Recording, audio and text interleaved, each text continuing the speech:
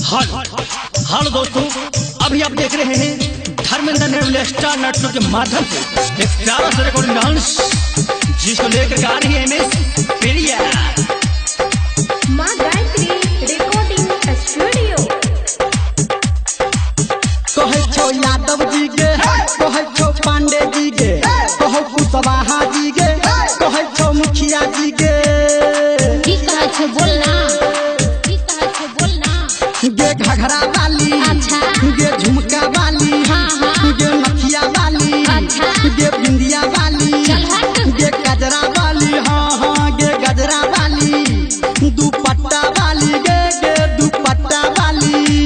ठुमका लगा के, लहंगा उठा के, चूड़ी बजा के, घूंघटा उठा के, हेगे देखो ये लो नाच तो हर नाच को दिखा दे। तब देख लेना रे। कहे छो यादव जी के, कहे छो पांडे जी के, कहो कुशवाहा जी के, कहे छो मुखिया जी के। डीजे सुमित सतीश रैमा।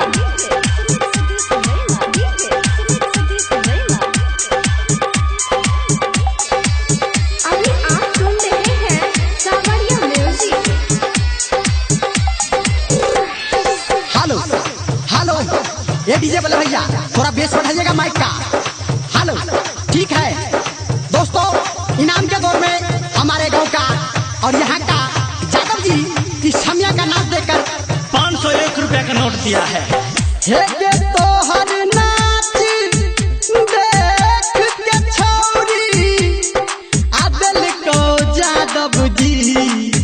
हे गे 500 के नोट, कुछ कहबी गे। यो यादव जी के धन्यवाद, हमारा ओकरे से छैका। चल ठीक है, यो यादव जी के धन्यवाद, हमारा ओकरे से छैका। हमरा से नहीं गे। हे गे हम हूँ जियो दीवाना तोहर हमरो आ झुमा दे गे। चल हट। कहे छो यादव जी के, कहे छो पांडे जी के, कहो कुशवाहा जी के, कहे छो मुखिया जी के।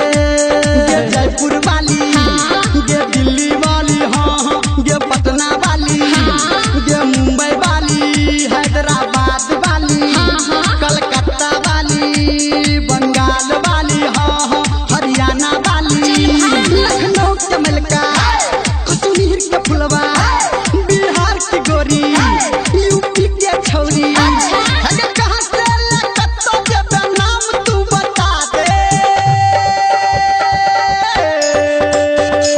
ये रे तोर ठेकेदारी छौ। कहे छो यादव जी के, कहे छो पांडे जी के, कहो कुशवाहा जी के, कहे छो मुखिया जी के। चल तो सतीश रैमा।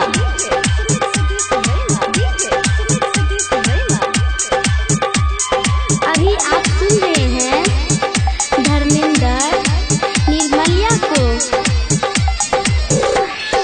हेलो हेलो, श्रोता बंधु और देखने वाले भैया, थोड़ा अपना सीट को दबाए रखे। और ए भैया बीच में कौन खड़े हैं? हाँ बैठ जाइए आप। और हाँ भैया, इनाम के दौर में पांडे जी आए हैं। पांडे जी, पांडे जी, हे के पांडे जी तोहर नाच देख के छौरी आदल को 2000 के नोट। किछ कहबी गे। पंडे जी के शुक्रिया, आय है, हम छौरी राधिकिया। अच्छा पंडे जी के शुक्रिया, हम छौरी राधिकिया। बुझली? बुझ गलियो, लेकिन सुन कि हमरो मन के घंटी छौरी टन टन तू बजवा दे। चल ठीक छै बाबू।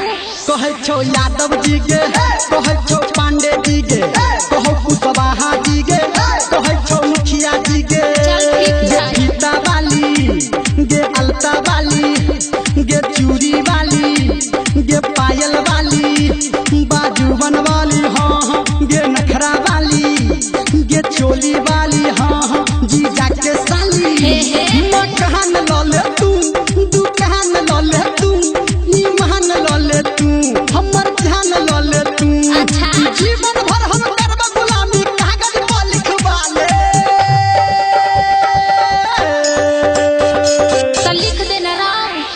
छो यादव जी गे, कहे छो पांडे जी गे, कहो कुशवाहा जी गे, कहो दारोगा जी गे। जी हाँ दोस्तों, अगर आप भी धर्मेंद्र निर्मलिया का प्रोग्राम करवाना चाहते हैं तो हमारा कॉन्टेक्ट है 78 27 80 63 92।